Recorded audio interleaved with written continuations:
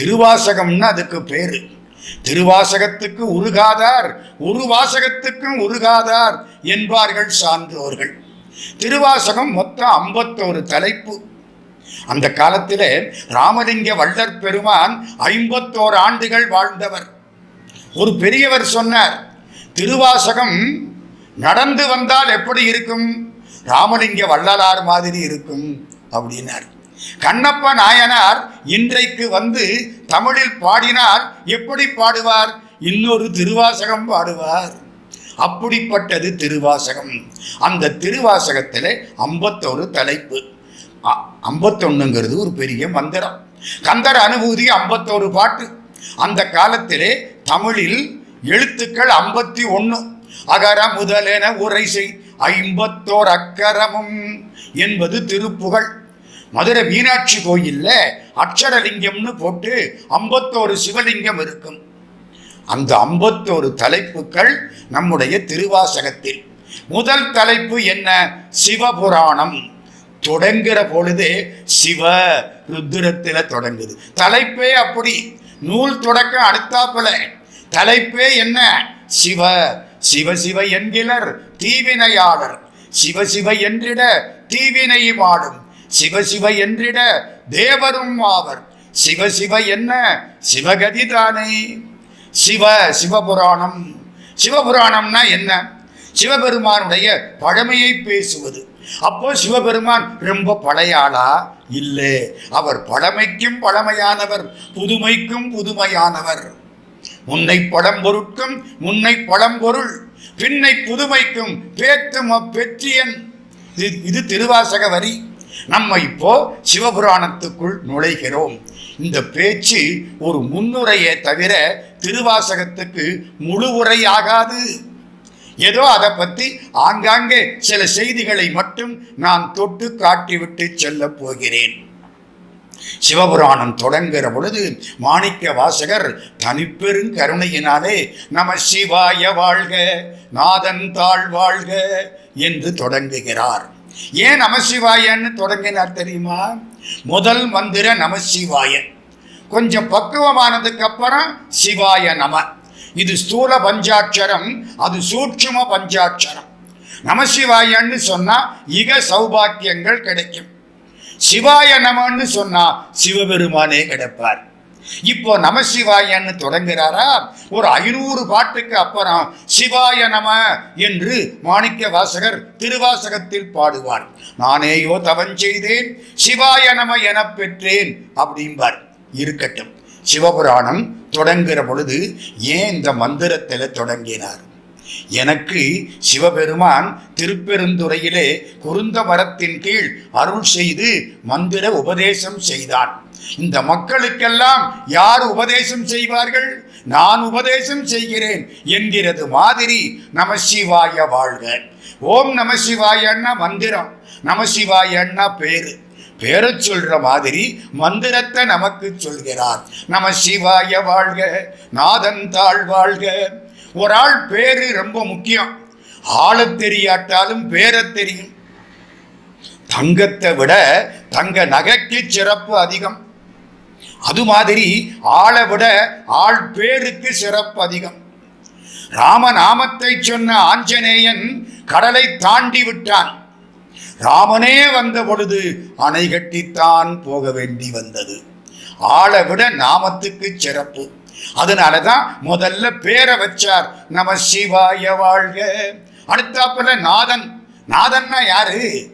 ஆத்மநாதன், திருப்பெருந்துறையிலே உள்ள நாதன். இவருடைய மணவாளன் நாதன். மாணிக்க வாசக சாமி ஒரு பொண்ணு. அவர் காதலிச்ச மணவாளன் ஆத்மநாதன். அந்த காலத்து சினிமாவில் பார்த்துருக்கீங்களா? நாதா அப்படின்பா அந்த பொண்ணு. இன்னைக்கு அப்படியெல்லாம் சொன்னால் நம்ம சிரிப்போம். அந்த காலத்தில் அப்படித்தான் பழக்கம். நாதன்னா என்ன அர்த்தம்? இவளுக்கு காவலனாக இவளோடு இருப்பவன். நமசிவாய வாழ்க நாதன் தாழ் வாழ்க. இன்னொரு குறிப்பு தெரியுதா? நமசிவாயன்னா எத்தனை எழுத்து? 5 எழுத்து. நாதன்னா எத்தனை பேரு? ஒரு ஆளு. சிவபெருமான் ஒருத்தர் தானே. ஒன்றே குலமும் ஒருவனே தேவனும் ஒருவன் என்னும் ஒருவன் காண்க. அப்போ நமசிவாயங்கிறது 5 எழுத்து. நமசிவாய பெயருக்கு உரிய பெருமான் ஒருத்தன். 5:1 பக்கத்துல போட்டா 51. அட, திருவாசக பதிகங்கள் 51 அப்படிங்கிறதுக்கு வரியில லேசா ஒரு குறிப்பு தெரியுது. மாணிக்கவாசகர் என்ன திட்டம் போட்டா பாடினார்? இல்லை, அவரா பாடினார்? தப்பு. திருவாசகத்தை யார் பாடினா? மாணிக்கவாசகரா பாடினார்? இல்லைங்க, உள்ளே இருந்து சிவபெருமான் பாடினார். இல்லைன்னா இப்படி பாட்டு வருமா? இது மனுஷன் பாடின பாட்டா? இல்லை, இது கடவுள் பாடின பாட்டு. மாணிக்கவாசக பெருமானை ஒரு கருவியாக்கி கொண்டு சிவபெருமான் தன்னைத்தான் அர்ச்சித்த மூர்த்தியாக தன்னைத்தானே பாடிக்கொண்டான். நம சிவாய வாழ்க, நாதன் தாழ் வாழ்க. இந்த 2வது வரி, இமை பொழுதும் என் நெஞ்சில் நீங்காதான் தாழ் வாழ்க. கடவுள் என் நெஞ்சை விட்டு இமைக்கிற பொழுது கூட போக மாட்டேங்கிறான். கடவுளால முடியாதது ஒன்று உண்டு. ரொம்ப பேர் ஆச்சரியப்படுறாங்க, சார் கடவுளால எல்லாம் முடியல, அவரால் முடியாதது ஒன்று உண்டு. ஏன் சார் இதை சொல்றதுக்கா இப்படி பேசுனீங்க? இல்லை, கடவுளால் முடியாதது என்ன? அடியார்களை விட்டு பிரிந்திருப்பது என்பது கடவுளால் முடியாது. உன் அடியார் நடுவுள் நீயும் இருக்க வேண்டும், நானும் இருக்க வேண்டும். அடியார் நடுவுள் இருக்கும் அருளை புரியாய். நம்மளை விட்டு கடவுள் போக அவரால் முடியாது. அதனாலதான் இமைப்பொழுதும் என் நெஞ்சில் நீங்காதான் தாழ்வாழ்க. ஜியு போப்பையர் இந்த வரியில மனசை பறி கொடுத்தார். மேல் நாட்டிலே உள்ள ஆண்டவனை பற்றிய இலக்கியங்களை எல்லாம் ஒரு தராசு தட்டில் வைத்து, திருவாசகத்திலே ஒரு வரியை இன்னொரு தராசு தட்டில் வைத்து தூக்கி பார்த்தால் திருவாசகத்தட்டு கீழே இருக்கும், மேல் நாட்டு தட்டு மேலே போய்விடும். என்ன வரி? இமைப்பொழுதும் என் நெஞ்சில் நீங்காதான் தாழ்வாழ்க. சிவபுராணத்துக்கு அவ்வளவு பெருமை. இன்னொன்னு சொல்லட்டுமா? மொத்தம் திருவாசகம் 658 பாட்டு. இதுக்கும் சிவபுராணத்தில் ஒரு குறிப்பு இருக்கு.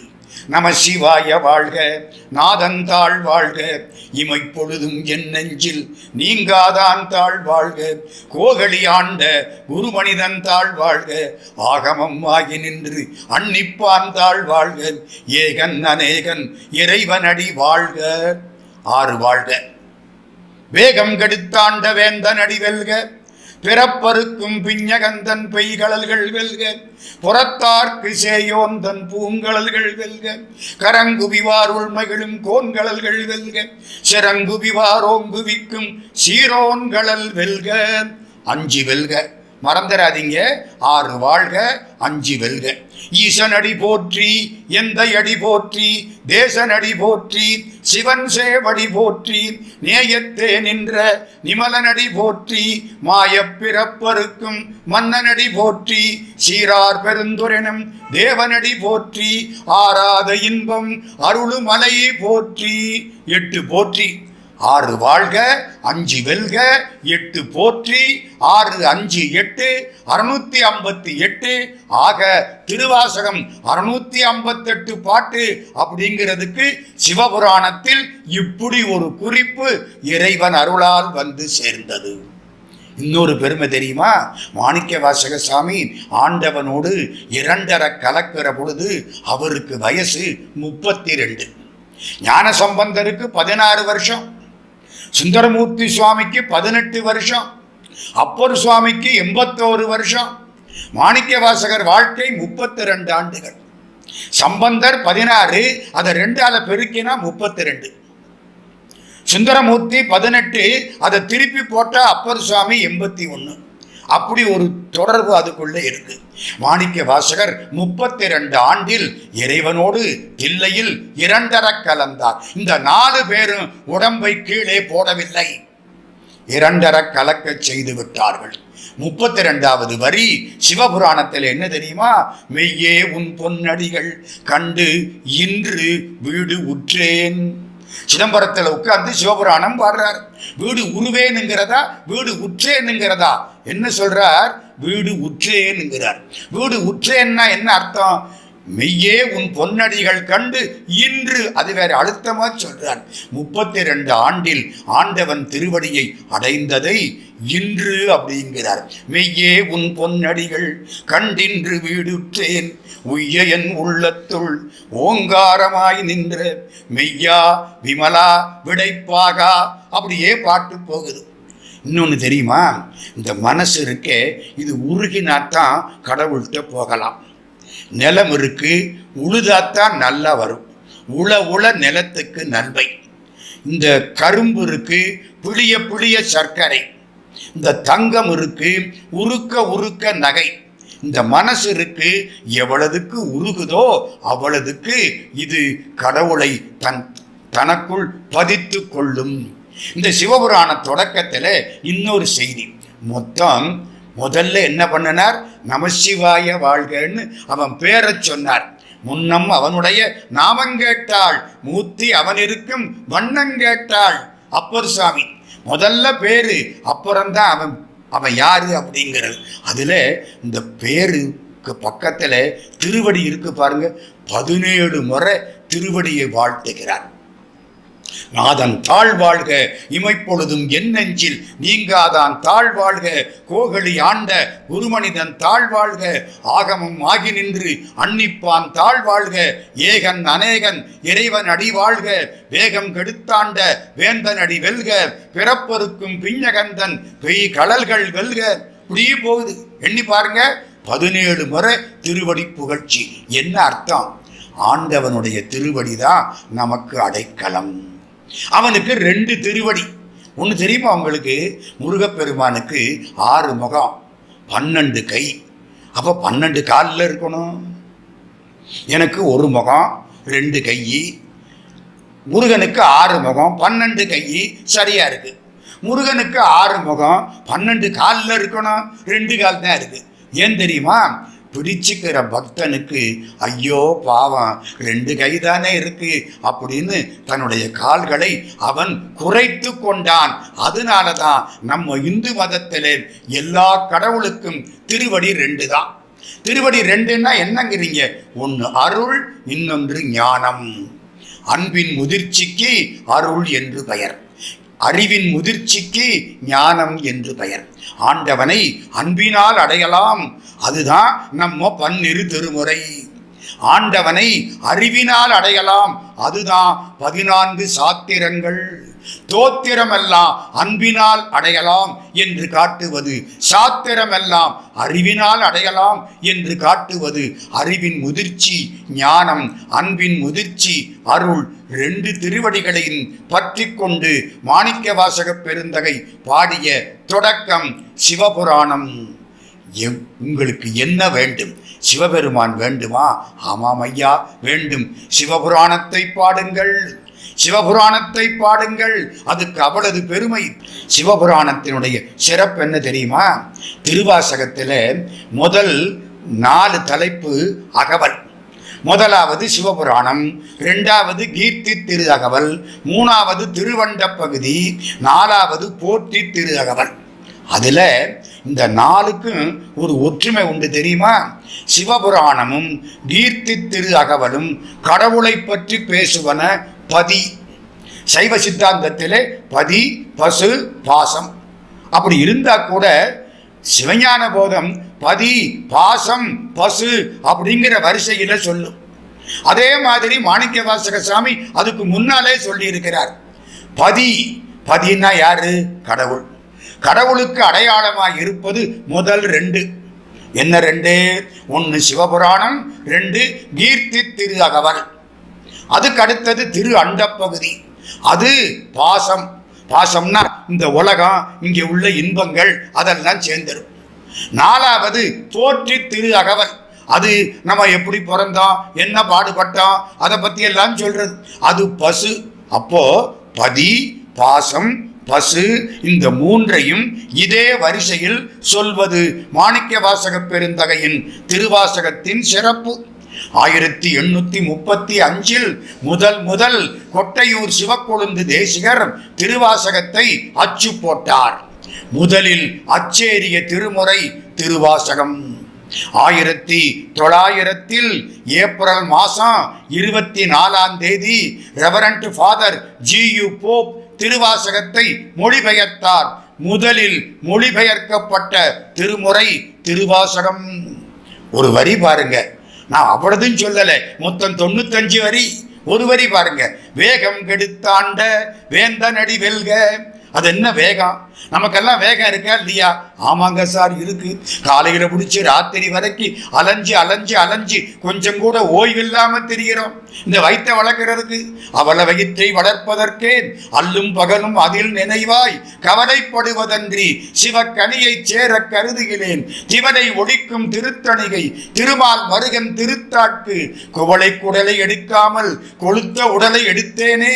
திருத்தணி பெருமானுக்கு குவளை பூக்கான குடலையை எடுக்காமல் இந்த உடலை எடுத்து ராத்திரி பகலா அலைஞ்சி என் நேரம் பூரா போச்சேன். வள்ளற் பெருமான் அழுகிறார். மாணிக்கவாசக சாமி என்ன சொல்கிறார்? வேகம் கெடுத்தாண்ட வேந்தனடி வெல்க. பம்பாயில ஒரு அப்பா காலையில 9 மணிக்குள்ள போயிடுவாரு ஆபீஸுக்கு.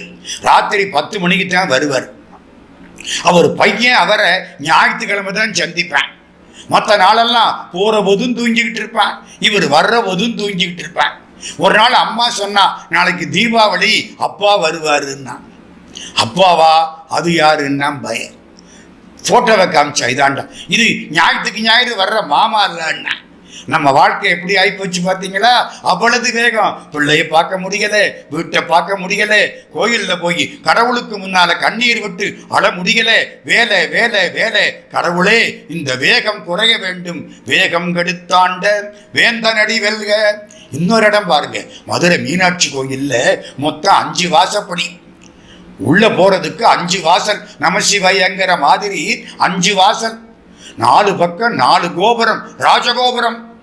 இந்த அம்மன் சந்நிதின்னு ஒன்னே ஒன்று கிழக்கு பக்கத்துல சின்னதா ஒரு வாசல், மற்றதெல்லாம் பெரிய வாசல். மாரவர்மன் சுந்தரபாண்டியன், ஜடாவர்மன் சுந்தரபாண்டியன், அமராவதிபுதூர் வைநாகர நாகப்ப செட்டியார் எல்லாரும் கட்டின பெரிய கோபுரங்கள், 9 நிலை. ஆனா சாமி சொக்கலிங்க பெருமான் அந்த பெரிய கோபுர வாசல் வழியா வரவும் மாட்டார், போகவும் மாட்டார். சாமி வராதுங்க, ஆசாமிகள் தான் போக வர இருப்போம். சாமி எந்த பக்கம் வருவார்? அம்மன் சந்நிதின்னு ஒரு சின்ன வாசல், அது வழியத்தான் வருவார், அது வழியத்தான் உள்ள போவார். என்ன அர்த்தம்? ஆண்டவன் உன்னிடம் வர வேண்டுமா? பராசக்தியின் மூலம்தான் வருவார். நீ ஆண்டவனை சென்று சேர வேண்டுமா? பராசக்தியின் மூலம்தான் சென்று சேர வேண்டும். நம்ம வீட்டு பய எக்ஸ்கர்ஷனுக்கு ஒரு 5000 ரூபாய் வேணும். அப்பாவை கேட்பானா அம்மாவை கேட்பானா? அப்பாவை கேட்டால் பெல்ட் பிஞ்சு போயிடும், அம்மாவை தான் கேட்பேன். அவன் நேரம் பார்த்து அப்பாட்ட சொல்லி 5000 ரூபாய் வாங்கி கொடுத்துருவான். இதே தாங்க அங்கேயும். ஆண்டவன்கிட்ட போகணுமா? முதல்ல அம்பாள் காலில் விழ வேண்டும். அம்பாள் யாருங்கிறீங்க? மாணிக்கவாசக சாமி, மறந்துடாதீங்க. 63 பேருக்குள்ள மாணிக்கவாசகர் சேர மாட்டார். ஏன்? அவர் அடியாரே இல்லை, அவர் சிவபெருமான். நானா சொன்னேன்? சிவஞான முனிவர் சொல்கிறார், ஞானத்தால் சிவமே ஆனவர் மாணிக்கவாசகர். அதனாலதான் 63 பட்டியல்ல அவர் வரல. அவர் எங்கே இருப்பார்? நடராஜாவுக்கு பக்கத்துல ஒரு பக்கம் சிவகாமி, இன்னொரு பக்கம் Manikkavasagar. Sivakami is equal to Manikkavasagar. ஆண்டவனை அடைகிறதுக்கு 4 வழி உண்டு. ஒரு வழி, ஆண்டவன் என் அப்பா, நான் புள்ளை. இதுக்கு சத்புத்திர மார்க்கம்னு பேரு, திருஞான சம்பந்தர். இன்னும் ஒண்ணு, ஆண்டவன் என் தலைவன், நான் தொண்டன். அதான் நம்ம அப்பர் சுவாமி, எங்கடன் பணி செய்து கிடப்பது. இதுக்கு பேரு தாச மார்க்கம். 3வது, ஆண்டவன் என் தோழன், நான் அவனுக்கு தோழன். இதுதான் சகமார்க்கம். இது சுந்தரமூர்த்தி. ஆண்டவன் என் காதலன், நான் காதலி. இது சன்மார்க்கம். இதுதான் மாணிக்கவாசகர் சுவாமி. இப்போ மாணிக்கவாசகர் யாரு? காதலி. யாருக்கு காதலி? ஆத்மநாத சுவாமியின் காதலி. அதனால தான் மாணிக்கவாசகரை நாம் அம்பாள் வடிவமாக பராசக்தியாக நினைக்கிறோம். நீ ஆண்டவனை அடைய வேண்டுமா? பராசக்தியின் மூலம்தான் அடைய வேண்டும். ஏன் சார், அப்ப பராசக்தி வேறு, சிவபெருமான் வேறையா? இல்லை, அது அருள். அவன் அவனுடைய அருளுக்குத்தானே அவள்னு பேரு. மாணிக்கவாசக சாமி அற்புதமா ஒரு வரியில இதை சொல்கிறார். அவன் அருளாலே அவன்தாள் வணங்கி. அவன் அருள் இருந்தா தாப்பா நீ அவனை கும்பிட முடியும். எவ்வளவு பெரிய செய்தியை ஒரு வரியில அற்புதமாய் பேசுகிறார் மாணிக்கவாசக பெருந்தகை. அவன் அருளாலே அவன்தாள் வணங்கி. அப்புறம்தான் சிந்தை மகிழ சிவபுராணத்தை சொல்ல வேண்டும். இன்னொன்னு தெரியுமா, நம்ம எங்கே இருந்து பிறந்தோம், எப்படி வந்தோம்? இந்த டார்வின் ஒருத்தர், அவர் குரங்கில இருந்து பிறந்தோம்னு ஆரம்பிச்சிட்டாரு. மாணிக்கவாசக சாமி அற்புதமா சொன்னார். புல்லாகி பூடாய் புழுவாய் மரமாகி பல்விருகமாகி பறவையாய் பாம்பாகி கல்லாய் மனிதராய் பேயாய். அப்படிங்கப்பா, மனுஷன் ஆகுறதுக்கு முன்னால இத்தனை ஜென்மம் நம்ம எடுத்திருக்கோம். நமக்கெல்லாம் தெரியலையே. புல்லா கிடந்தோம், புழுவா பூடா பூண்டு, அப்புறம் புழுவா இருந்தோம், பறவையா இருந்தோம், மிருகமா இருந்தோம்.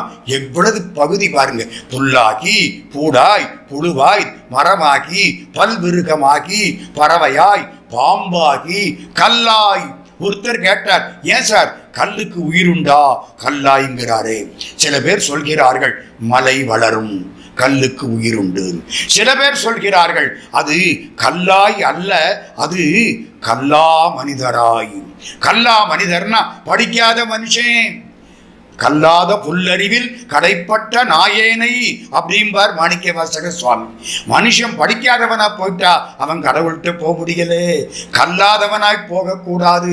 நான் கல்லா மனிதராய் இருந்தேன் அப்படியே அர்த்தம் பண்ணலாம். புல்லாகி பூடாய் புழுவாய் மரமாகி பல்விருகமாகி பறவையாய் பாம்பாகி கல்லாய் மனிதராய் பேயாய்.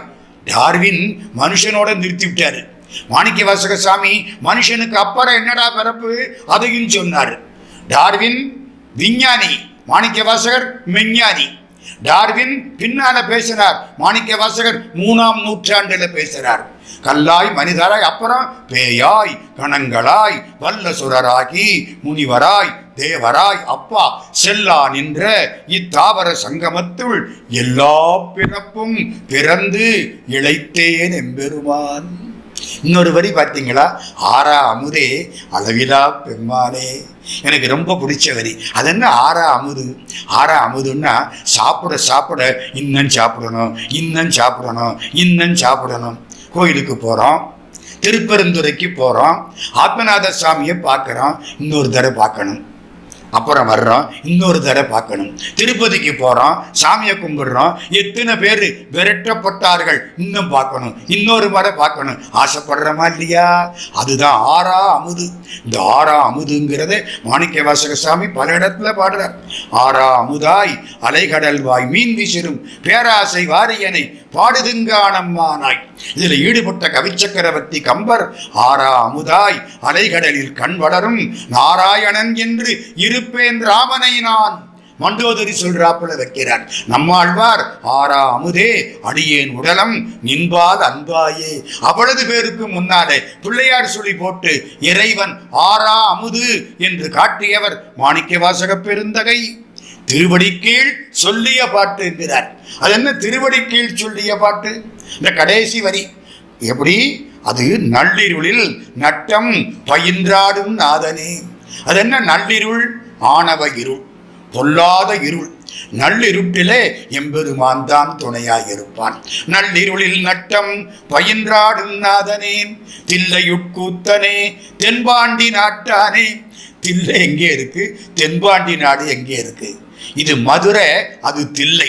ரெண்டையும் சேர்க்கிறார். ஏன் தெரியுமா? மாணிக்கவாசகருங்கிற பொண்ணுக்கு பிறந்த ஊர் பாண்டி நாடு, புகுந்த ஊர் சோழ நாடு. பிறந்தது திருவாதவூர், மதுரைக்கு பக்கம். அவர் வாழ்க்கப்பட்டது சிதம்பரம் நடராஜாவுக்கு. அதனால இது பிறந்த ஊர், அது வாழ்க்கப்பட்ட ஊர். ரெண்டையும் சேர்த்து சொல்றார். தென்பாண்டி நாட்டானி தில்லையுட்கூத்தனே. அவனுக்கு கூத்த பெருமான்னு பேர். ஆக்கல் காத்தல் அழித்தல் மறைத்தல் அருளல் 5 தொழிலையும் எம்பெருமான் நடத்துகின்றான். அதனாலே அவனுக்கு கூத்தாடின்னு பேரு, அவனுக்கு கூத்தன்னு பேர். தில்லையுட்கூத்தனே தென்பாண்டி நாட்டானே அல்லல் பிறவி அறுப்பானே ஓ என்று ஆண்டவனை கூப்பிடுறாருல்ல. முதல்ல இருந்து எத்தனை முறை கூப்பிடுறாருன்னு ஒரு பட்டியல் போட்டு பாருங்க. 63 முறை கூப்பிடுறாரு. நான் போட்டு பார்த்தேன். எங்க இருந்து ஆரம்பிக்கணும் தெரியுமா? நம்ம அந்த முதல்ல உள்ள போற்றியெல்லாம் விட்டுடுறோம். அதுக்கப்புறமா அவன் அருளாலே அவன்தாள் வணங்கி சிந்தை மகிழ சிவபுராணம் தன்னை முந்தை வினை முழுதும் மோய உரைப்பன் யான் கண்ணுதலான் தன் கருணை கண்காட்ட வந்தெய்தீர் எண்ணுதற்கு எட்டா எழிலார்கள் எதிரெஞ்சி விண்ணிறைந்து மண்ணிறைந்து மிக்காய் விளங்குடியாய் எண்ணிறந்து எல்லை இலாதானே ஒன்று நின் பெருஞ்சீர் பொல்லா வினையேன் புகழுமாறுந்தறியேன் புல்லாகி பூடாய். அதெல்லாம் சரி, எல்லாம் போய் கடைசியில எல்லா பிறப்பும் பிறந்தளித்தேன் எம்பெருமான். இப்படி கூப்பிடுறாருல. எத்தனை முறை கூப்பிடுறாரு? 63 முறை கூப்பிடுறாரு. முக்கியமான செய்தி சொல்ல வந்தேன். மாணிக்கவாசக சாமிக்கு 32 வயசு. திருப்பெருந்துறையில இருக்கார். திருப்பெருந்துறை எங்கே இருக்கு? அறந்தாங்கிக்கு பக்கத்துல அவருக்கு அருள் கிடைச்ச திருப்பெருந்துறை. அதை நான் சொல்லலை. சிதம்பரம் வடக்கு வாசல், அதுக்கு பக்கத்திலே உள்ள ஒரு மடம், அதுக்கு பேரு திருப்பெருந்துறை. அங்கதான் மாணிக்கவாசக சாமி கடைசி காலத்திலே இருக்கார். 32 வயசு. ஆனி மாசம் ஆயில்ய நட்சத்திரம். அங்கிருந்து ஒரு பெரியவர் வரார். நீங்க தான் மாணிக்கவாசகரோ? அதுதான் கடவுள் கொடுத்த பேரு. நீங்க நிறைய பாடி இருக்கீங்களா? ஏதோ பாடி இருக்கிறேன். நீங்க பாடினதை பூரா சொல்லுங்க, நான் எழுதிக்கணும். மாணிக்கவாசகர் உட்கார்ந்து இருக்கார். இந்த பெரியவர் நிற்கிறார். செக்கச்சவேல்னு திருமேனி, அந்தன கோலம். இவர் நிற்கிறார். மாணிக்கவாசக சாமி சொல்ல இவர் எழுதுறார். வந்தது யாரு? சிவபெருமான். அவர் நிற்கிறார், இவர் கீழே உட்கார்ந்து இருக்கார். அவர் திருவடி கீழே இவர் உட்கார்ந்து பாடுறார். அதை சொல்றார். சொல்லிய பாட்டின் பொருள் உணர்ந்து சொல்லுவார். எங்க சொல்லிய பாட்டு? திருவடி கீழ் சொல்லிய பாட்டின் பொருள் உணர்ந்து சொல்லுவார். இந்த பாட்டு சிவபெருமான் திருவடி கீழ் அமர்ந்து நான் சொல்லிய பாட்டு. நானா சொன்னேன்? அவன் சொல்லி இருக்கிறான். நான் உரைக்கும் வார்த்தையெல்லாம் நாயகன் தன் வார்த்தை. இதை கேட்டா என்ன சார் ஆகும்? செல்வர் சிவபுரத்தின் உள்ளார். நீ கைலாசத்துக்கே போகலாம், சிவபெருமான் திருவடிக்கு போகலாம். அதுதான் சிவபுராணம். 95 வரி சிவபுராணம். உங்களுக்கு கடவுள் உங்க மடியில வந்து உட்காரணுமா? ஆமா சார்.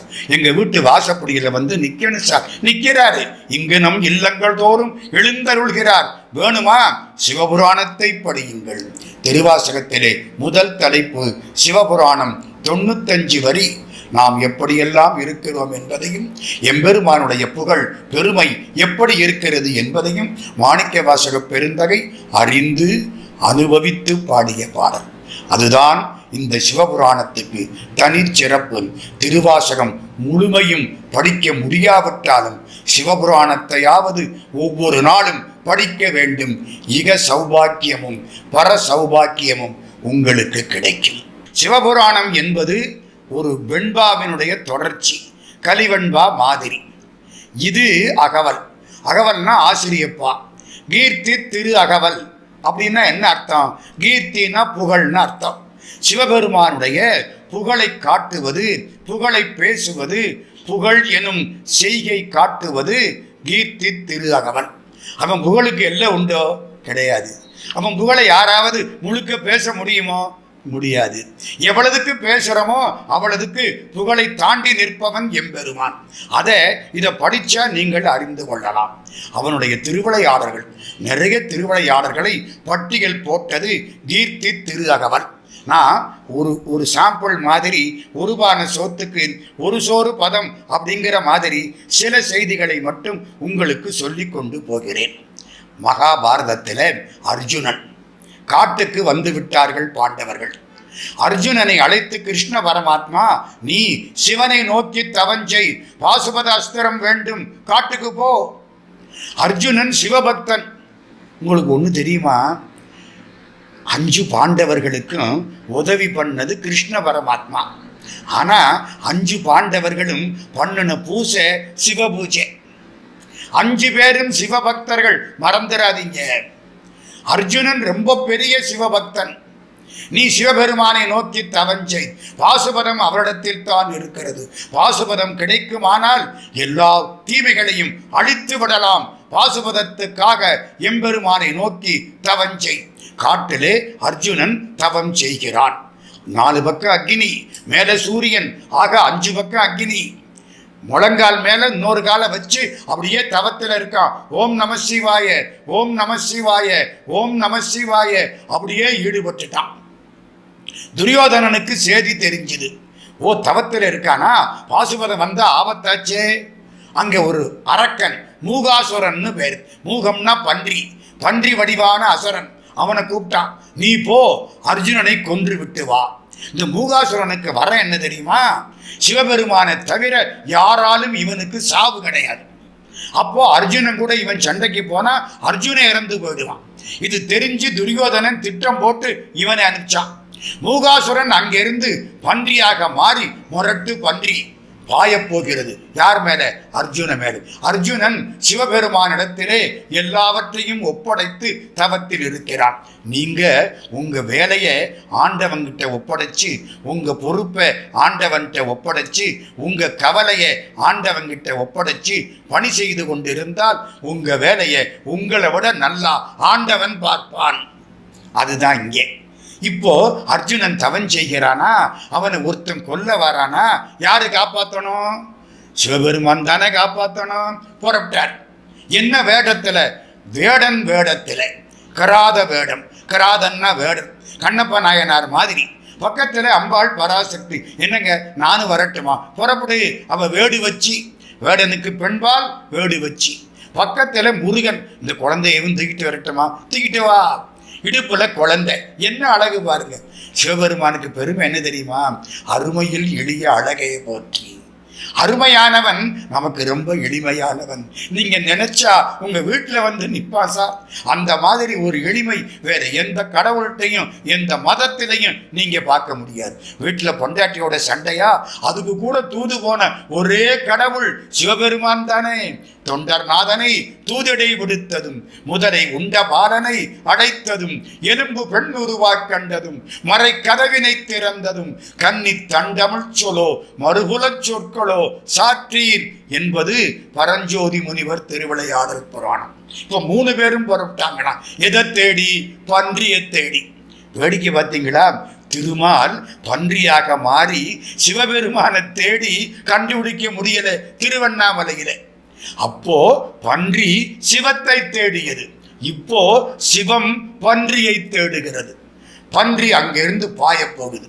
சிவபெருமான், அம்பாள் பராசக்தி, இடுப்புல குழந்தை, சுத்தி வர வேடர் கணம், பூதங்கள் எல்லாம் வேடர் கணம் எல்லாம் நிக்க.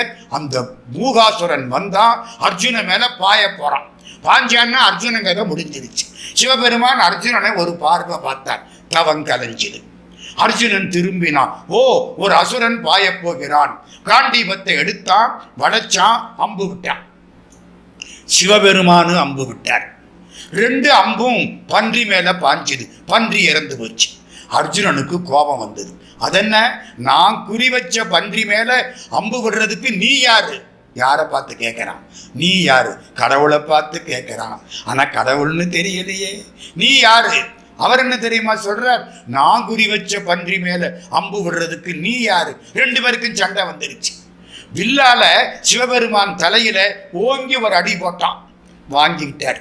ஒரு பெரியவர் சொன்னார், மாணிக்க வாசகருக்காக புட்டுக்கு மண் சுமந்த பொழுது பாண்டியன் முதுகல பெரம்பால அடிச்சான். கண்ணப்ப நாயனார் காலால மிதிச்சார். சாக்கிய நாயனார் கல்லால அடிச்சார். அர்ஜுனே வில்லால அடிச்சான். ஐயோ பாவம், சிவபெருமானுக்கு அப்பா அம்மா இல்லைன்னு இவங்க எல்லாம் வரிசைக்கு அடிச்சுக்கிட்டு இருக்கிறாங்களே அப்படின்னார் ஒரு பெரியவர். அடி விழுந்துதா, மல்யுத்தம் வந்துருச்சு. கட்டி பிடிச்சிட்டார் சிவபெருமான். அர்ஜுனனும் சண்டை போடுறான். மல்யுத்தம். அவர் கட்டி பிடிச்சாரா? வலிக்கவே இல்லை. என்னமோ பாஞ்சாலி கட்டி பிடிச்சாப்புல இருக்கு. என்னடா ஆச்சரியமா இருக்கு, யார் இந்த ஆளு இப்படி கட்டி பிடிக்கிறாரு? பார்க்கறான், சிவபெருமான் காட்சி கொடுக்கிறார். கடவுளே, நீயா ஐயா வந்த, என்னை காப்பாத்துறதுக்கு வந்தியா? கண்ணீர் விட்டான், அழுதான். எனக்கு பாரதம் வேண்டாம், எனக்கு கிருஷ்ண வேண்டாம், எனக்கு யுத்தம் வேண்டாம், எனக்கு கர்ண வேண்டாம். சிவபெருமானே, நீ இருந்து இருந்தா போதும், உங்கூட வந்துடுறேன், புறப்படுறேன். தில்லை வெளியில் கலந்து விட்டால் அவர் திரும்பியும் வருவாரோ, நான் உங்கூட வந்துடுறேன். சிவபெருமான் பார்த்தார், அப்பா உன்னை நம்பித்தாண்டா கிருஷ்ண பரமாத்மா பாரத யுத்தத்தை தொடங்க போறார், அதனால இரு, பின்னாலே நீ திருக்காலத்தில் கண்ணப்பனாக வந்து இதே பன்றியை அடையாளமாக்கி கொண்டு என்னோடு சேர்வாய் அப்படின்னாராம். இதெல்லாம் மகாபாரதம், திருக்காலத்தி புராணம். நான் இவ்வளவு நேரம் சொன்னேன், மாணிக்கவாசக சாமி 2 வரிகளை சொன்னார். கிராத வேடமோடு கிஞ்சுகவாயவள் விராவு கொங்கை நற்றடம் படிந்தும். கிராத வேடம்னா வேட்டுவ கோலம், கிஞ்சுக வாயின்னா முள்முறுக்கம் மாதிரி லேசான சிவந்த வாய், விராவு கொங்கையினா இவரோடு கலக்கக்கூடிய கொங்கை, நற்றடம் படிந்தும் அவளை அணைத்து கொண்டு உலகத்திற்கு எல்லா இன்பங்களையும் கொடுத்தும். இது மாதிரி நிறைய செய்திகள் கீர்த்தி திருஅகவல்ல ஒன்னொன்னா வரும். இன்னொரு செய்தி பாருங்க, ஒரு ஊர்ல ஒரு வணிகன், அவன் சிவபூஜை பண்ணாம சாப்பிட மாட்டான். ரொம்ப நல்ல பழக்கம். கிருபானந்த வாரியார் சுவாமி 87 வருஷம் வாழ்ந்தார். ஒரு நாள் கூட சிவபூஜை பண்ணாம அந்த புண்ணியவன் சாப்பிட்டதில்லை. முருகனுக்கும் சிவனுக்கும் நைவேத்தியம் வச்சுட்டு தான் அவர் சாப்பிடுவார். இந்த ஆளு அப்படி ஒவ்வொரு நாளும் பூஜை. இவனுக்கு மச்சினை ஒருத்தர் இருந்தான். இந்த மச்சினை இவனை கேலி பண்ணிக்கிட்டே இருப்பான். அன்னைக்கு மாமியார் வீட்டுக்கு போயிருக்கான் இந்த ஆளு. குதிரை வண்டி, குதிரைக்கு கொள்ளு வைக்கிற பைய, குதிரை கொள்ளு பைய வண்டியில கட்டிட்டு வண்டியை விட்டு இறங்கி இவன் மாமியார் வீட்டுக்கு போயிட்டான். இந்த மச்சினை எதிர்த்தாப்புல வந்துட்டான். என்ன வேணும் அத்தான்? இந்த மாதிரி நான் குளிக்கணும், பூஜை பண்ணணும், என் பூஜை பட்டி இந்தா இருக்கு. சரி குளிச்சுட்டு வாங்கோ. குளிக்க போயிட்டானா இந்த மச்சினங்கார என்ன தெரியுமா பண்ணனா, பூஜை பட்டியில இருந்த சிவலிங்கத்தை தூக்கி அந்த பக்கம் வச்சுவிட்டு இந்த கொள்ளு பை இருக்குல்ல, இந்த கொள்ளு பைய அழகா சிவலிங்கம் மாதிரி வச்சு அலங்காரம் பண்ணிட்டேன். அவர் குளிச்சுட்டு வந்த உடனே, நான் சிவலிங்கத்துக்கு அலங்காரம் பண்ணியிருக்கேன், என்ன அழகா இருக்கு பாருங்கன்னு. ஆமாப்பா ரொம்ப நல்லா இருக்கு. அவர் பக்கத்துல உட்கார்ந்து பூஜைகள்லாம் முடிச்சுக்கிட்டார். பூஜை முடிச்சதுக்கு அப்புறம் இவன் சிரிக்கிறான். யோ, கொள்ளு பைய வச்சு சிவலிங்கம்னு பூஜை பண்ணியிருக்கியே, உனக்கு அறிவு இருக்கா? அவர் என்ன சொல்றார் தெரியுமா?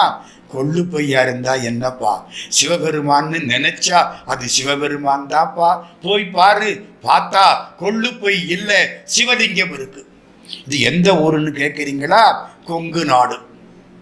முக்கணின்னா கொள்ளுப்பை, முக்கணி அருளிய முழுத்தழல் மேனி சொக்கது ஆக காட்டிய தொன்மையும். எந்த ஊரு? திருப்பாண்டி கொடுமுடி. சுந்தரமூர்த்தி சுவாமி பாடுறாருல்ல, மற்ற பத்தெனக்கின்றி நின்று பாதமே மனம் பாவித்தேன், பெற்றலும் பிறந்தேன் இனி பிறவாத தன்மை வந்தெய்தினேன், கற்றவர் தொழுதேத்தும் சீர்கரை ஊரில் பாண்டி கொடுமுடி, நற்றவா உனை நான் மறக்கிலும் சொல்லும் நான் நமசிவாயவே. அந்த திருப்பாண்டி கொடுமுடி, அங்கே சுவாமிக்கு முக்கணீஸ்வரர்னு பேர். திருவாசகத்திலே இந்த வரலாறு, முக்கணி அருளிய முழுத்தழல் மேனி சொக்கது ஆக. சொக்குன்னா என்ன அர்த்தம்? சொக்க தங்கம் அப்படிங்கிற சுத்தமான தங்கம். சொக்கது ஆக காட்டிய தொன்மையும் அரியோடு பிரமர்க்கு அளவறி ஒன்னான் நரியை குதிரை ஆக்கிய நன்மையும். இவர் சொந்த கதை. ஒன்று சொல்லட்டுமா? இந்த நரியை பிடிச்சி குதிரை ஆக்கினார்ல, யாருக்காக? மாணிக்க வாசகருக்காக. நிறைய குதிரையாக்கினார்ல. எனக்கு ஒரு சந்தேகம், ஏங்க கழுதைய குதிரையாக்குறது ஈஸி, என்ன கிட்டத்தட்ட ஒரு உயரம் ஒத்து வரும். மாட்டை குதிரையாக்குறது கூட ஈஸி. இந்த நரி இருக்கே சின்னதா இருக்கும், அதை போய் குதிரையாக்கினாரே ஏன்? ஏன் தெரியுமா? சர்க்கஸில் யானையை வச்சு எல்லா வித்தையும் காட்டுவாங்க, சிங்கத்தை வச்சு காட்டுவாங்க, காண்டாமிருகத்தை வச்சு காட்டுவாங்க, நீர் யானையை வச்சு காட்டுவாங்க. நீர் யானை வாயை திறக்கும், ஒரு பொண்ணு தலையை உள்ளுக்க விடும், அப்புறம் தலையை எடுத்து விடும், நீர் யானை போய் வாயை கொப்பிடிச்சிடும். அது வேற விஷயம். பார்க்குறமா இல்லையா? சர்க்கஸில் நிறைய வச்சு யாரும் சர்க்கஸ் பண்ண முடியாது. ஏன்? பொல்லாதது, நயவஞ்சகம் உள்ளது. சிவபெருமான் என்ன சொல்கிறார்? நான் நரியை குதிரையாக்கக்கூடியவன்.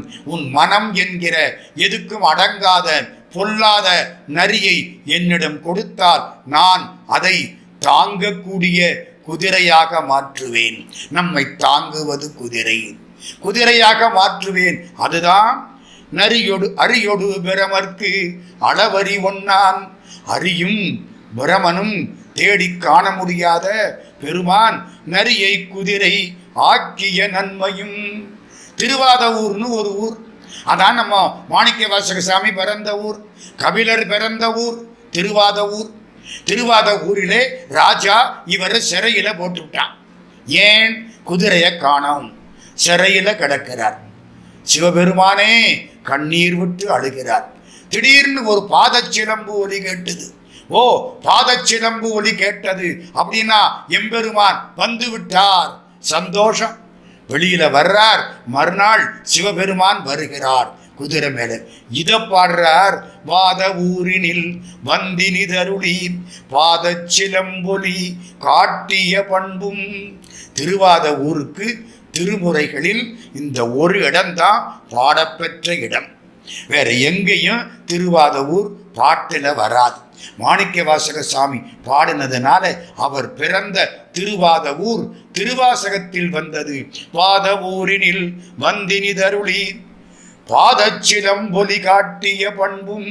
இப்படியே ஒவ்வொரு வரலாறாக சொல்லிக்கொண்டே போகிறார். திருவிளையாடலே உள்ள பல வரலாறுகள் இந்த கீர்த்தி திரு அகவலில் தொடர்ச்சியாக பாடப்படுகின்றன. சிவபெருமானுடைய பெருமைக்கும் புகழுக்கும் கீர்த்திக்கும் சிறப்புக்கும் எடுத்துக்காட்டாக திகழ்வது கீர்த்தி திரு அகவல். கீர்த்தி திரு அகவலில் பல செய்திகளை பல வரலாறுகளை இரண்டிரண்டு அடிகளில் மாணிக்கவாசக பெருந்தகை வாயார பாடுகிறார்.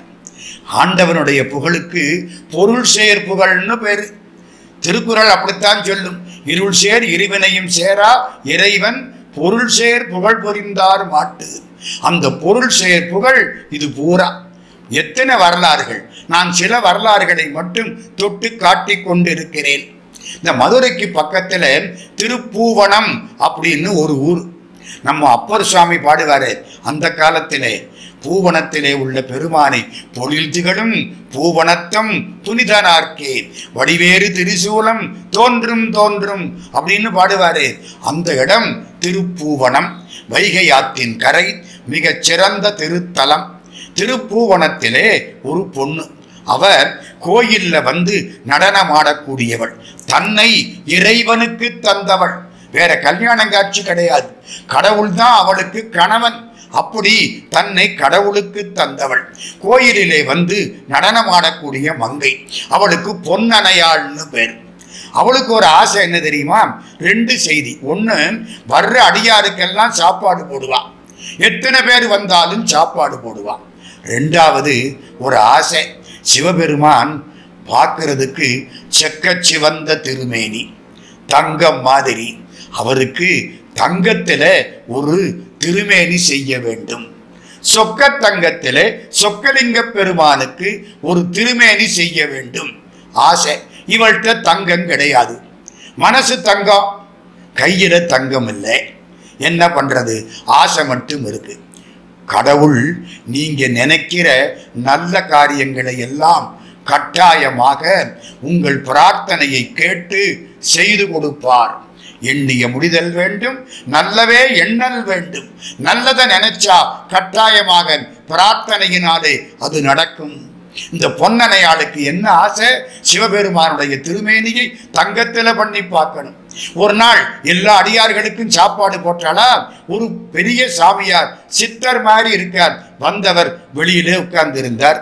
கட்டாயப்படுத்தி உள்ள கூப்பிட்டா, உள்ள போய் உட்கார்ந்தார்.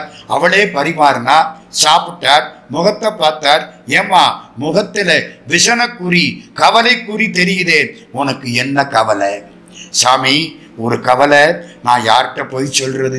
பரவாயில்லமா, என்கிட்ட சொல்லு, எல்லா கவலையையும் நான் கேட்பவன், கவலைகளை தீர்ப்பவன், என்கிட்ட சொல்லு. சாமி, சிவபெருமான் திருமேனியே தங்கத்துல பண்ணணும்னு ஆசை. தங்கம் வச்சிருக்கியா? மனசுல தான் தங்கம் இருக்கு சாமி, மடியில தங்கம் இல்லை. அப்படியா, சரி ஒண்ணு செய். உன் வீட்டுல இருக்கிற பித்தளை பாத்திரம் இருக்கா? இருக்கு. செப்பு பாத்திரம் இருக்கு.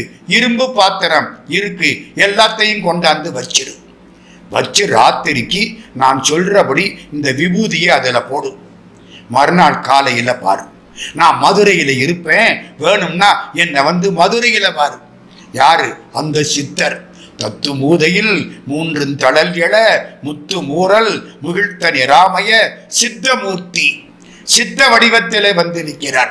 முத்தனே முதல்வா முக்கணா முனிவா முட்டரா மலர் பறித்திரைஞ்சி பக்தியாய் நினைந்து பரவுவார் தமக்கு பரகதி கொடுத்தருள் செய்யும் சித்தனே என்று மாணிக்க வாசகர் கூப்பிட்டாரே, அந்த சித்த மூர்த்தி இப்படி சொல்லிட்டு போயிட்டார். பொன்னனையாள் என்ன பண்ணா? ராத்திரி பாத்திரத்தை பூரா வச்சு விபூதியை போட்டு கும்பிட்டு படுத்துட்டான். காலையில பார்த்தா அவளது தங்கமா மாறி போச்சு. அதை வச்சு சிவபெருமானுக்கு அற்புதமான திருவேணி செய்தாள். ரொம்ப அழகா இருந்தார். ஆகா, அழகா இருக்காரே, அந்த கன்னத்தை தொட்டு முத்தம் கொடுத்தாளாம். கன்னத்துல குழி விழுந்துருச்சான். இதெல்லாம் திருவிளையாடல் புராணம். பொன்னனையாளுடைய சிறப்பு. பூவனமதனில் பொலிந்து நின்றருளி தூவனமேனி காட்டிய தொன்மையும். தூவண்ணம்னா பொன்வண்ணம். பொன்வண்ணம் எவ்வண்ணம் அவ்வண்ணம் மேனி பொலிந்திலங்கும். சேரமான் பெருமாள் பாடினதை இவ செஞ்சு காட்டினாள். பூவனமதனில் பொலிந்து நிதருளி தூவனமேனி காட்டிய தொன்மையும். திருவையாறுன்னு ஒரு ஊர். திருவையாத்துக்கு என்ன சிறப்பு? அதுதான் கைலாசம், தென்கையிலாயம். அப்பர் சுவாமிகளுக்கு கைலாச காட்சி கிடைத்த இடம் தென்கையிலாயம். திருவையாத்திலே ஒரு நிகழ்ச்சி நடந்தது. அந்த காலத்துல திருவையாத்தில 24 ஆதிசைவ குடும்பங்கள். அவங்க தான் சிவபெருமானுக்கு பூஜை பண்ணணும். பூஜைக்குன்னு சில மரியாதைகள் உண்டு, நிபந்தங்கள் உண்டு, கொஞ்சம் பணங்காசு உண்டு, நெல்லெல்லாம் வரும். 24 ஆதிசைவ குடும்பத்துல ஒருத்தர் காசிக்கு போறேன்னு புறப்பட்டு போயிட்டார். வரல. கொஞ்ச காலம் ஆச்சு. இருந்தவங்கள்லாம் என்ன பண்ணாங்க? அந்த ஆளு காசிக்கு போனார், வரவில்லை. அந்த காலத்துல எப்படி தெரியுமா? காசிக்கு மாட்டு வண்டி கட்டி எல்லாரும் புறப்படுவாங்களாம். 20 மாட்டு வண்டி கட்டி ஊர்க்காரெல்லாம் காசிக்கு போவானாம்.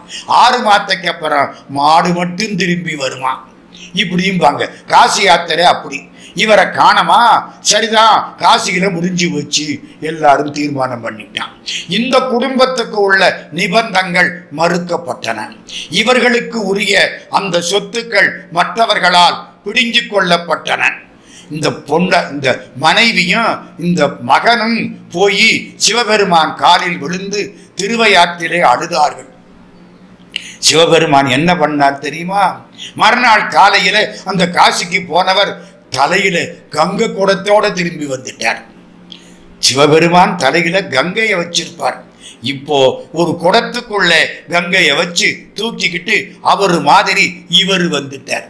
எல்லாரும் பார்த்தாங்க, அட வந்துட்டாரு, காசிக்கு போனவர் வந்துட்டாரு. எங்க இவ்வளவு காலம் தாமதம்? காசியில கொஞ்சம் தாமதம். சரி, எல்லாம் மரியாதையா வாங்கினதையெல்லாம் ஒப்படைச்சு இவரு பூஜை பண்றார். யாரு? சிவபெருமான். சிவபெருமானுக்கே பூஜை பண்றார். தன்னைத்தான் அர்ச்சித்த மூர்த்தியாக பூஜை பண்றார். கொஞ்ச காலம் ஆச்சு, ஒரு 2-3 ஆண்டுகள். அந்த ஒரிஜினலா காசிக்கு போனார் பாருங்க, அவரு திரும்பி வந்துட்டார். 2 பேரும் நிக்கிறாங்க. இப்ப யாரு யாருன்னு ஒன்னும் புரியல. அவர் மூலமூர்த்தியா இவர் மூலமூர்த்தியா புரியல. இந்த முதல்ல சிவபெருமான் வந்தாரு பாருங்க, ஒரு ஓலையை கொண்டே காமிச்சாரு. ஓலையை பார்த்தாங்க, நிச்சயமா இவராத்தான் இருக்கணும். உண்மையான ஆளு இங்கே தவிச்சுட்டு இருக்காரு. நான் தான் ஐயா உண்மையான ஆளு. எல்லாம் சிரிக்கிறாங்க, யாரு என்னன்னு தெரியல. சிவபெருமான் ஒரு பார்வை பார்த்தார், மறைஞ்சிட்டார். புரிஞ்சு வச்சு இவரு தான் உண்மை. எம்பெருமான் தன்னைத்தான் அர்ச்சித்த மூர்த்தியாக ஒரு பக்தனை காப்பாற்றுவதற்காக கருமேனி கழிப்பதற்கு தான் ஒரு திருமேனி தாங்கி வந்திருக்கிறான். நம்ம தான் அப்படின்னா அவனுக்கு என்னையா அவசியம்? நம்மள மாதிரி திருமேனி எடுக்க அவனுக்கு என்ன அவசியம்? ஐயாரதனில் சைவனாகியும். திருவையாத்தில திருவிழாவில் 5ஆம் திருநாள் இது தன்னைத்தான் அர்ச்சித்த மூர்த்தியாக இன்றைக்கும் நடத்தப்படுகிறது. இந்த கீர்த்தி திரு அகவல்ல 2 பகுதி உண்டு. ஒரு பகுதி ஆண்டவனுடைய புகழ், அவன் செய்த சிறப்பான செயல்கள். இன்னொரு பகுதி ஆண்டவனுக்கு திருத்த சாங்கம். பின்னால திருத்த சாங்கம் பாட போறார்.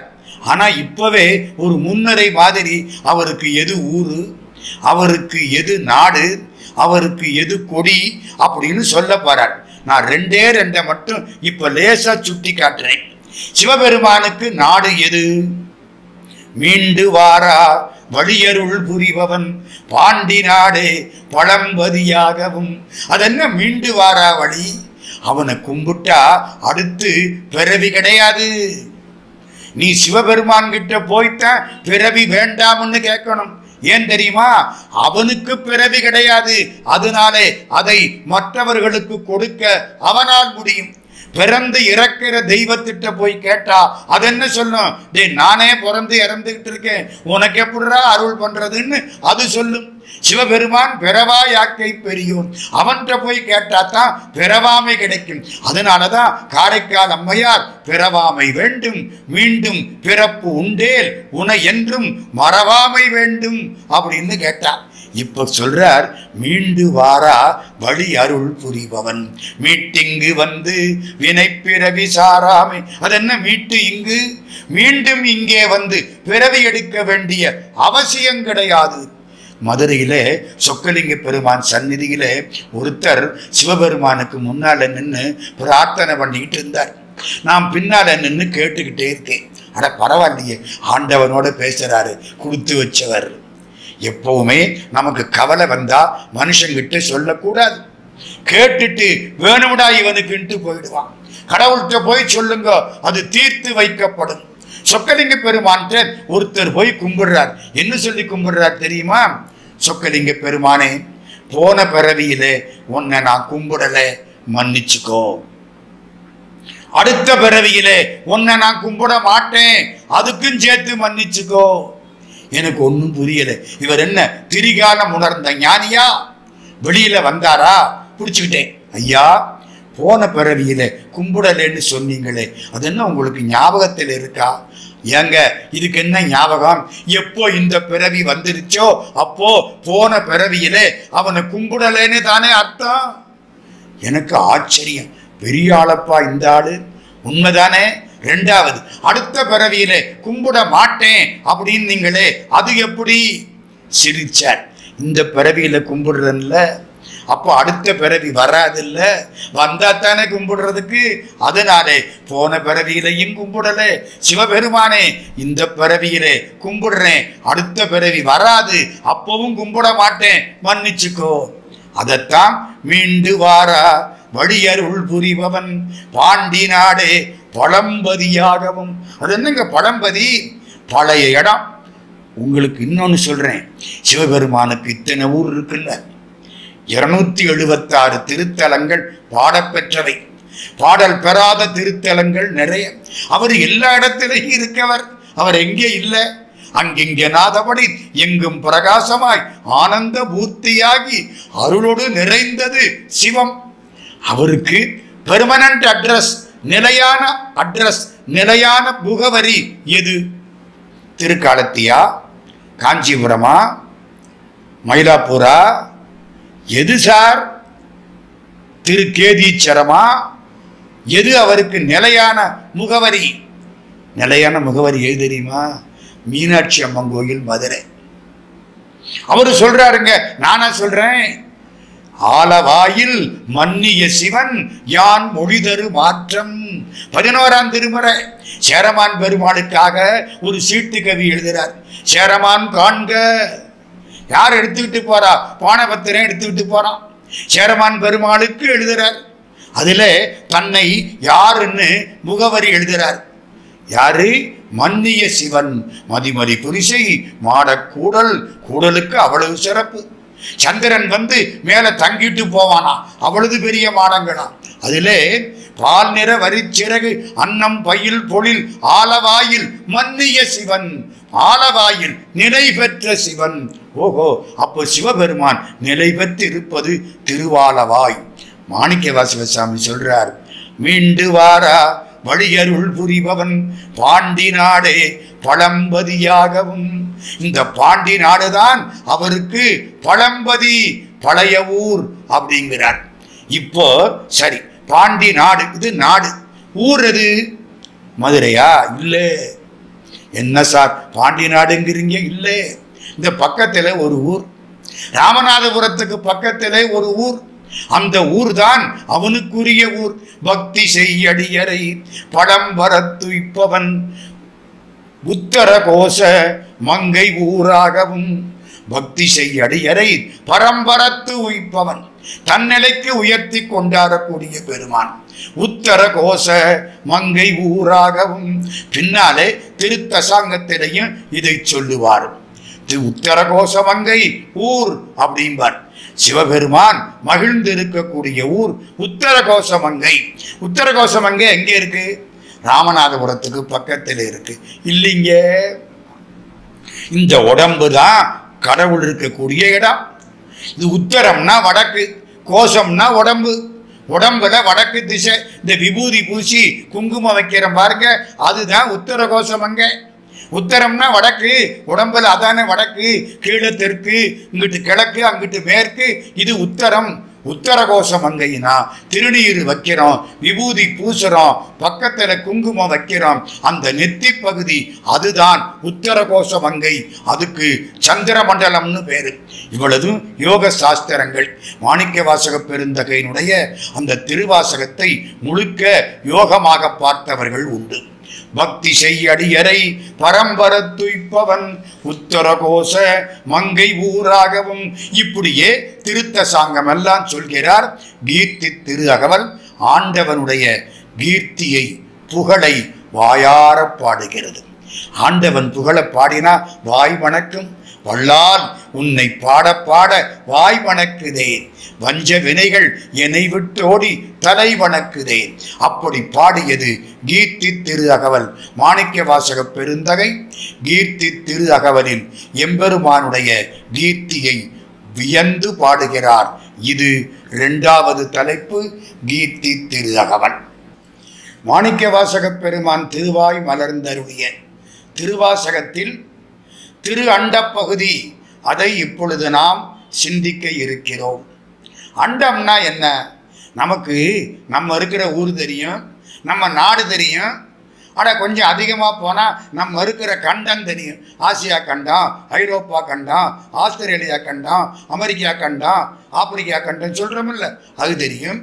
இதெல்லாம் சேர்த்தா உலகம்னு பேர். இந்த உலகம் யாருக்கு முழுக்க தெரியும்? யாருக்கும் தெரியாது. ஏன்னா ஆஸ்திரேலியாவிலையும் ஆப்பிரிக்காவிலையும் இன்னும் நம்ம காண முடியாத பகுதிகள் இன்னும் இருக்குங்கிறான். உலகம் நமக்கு தெரியல.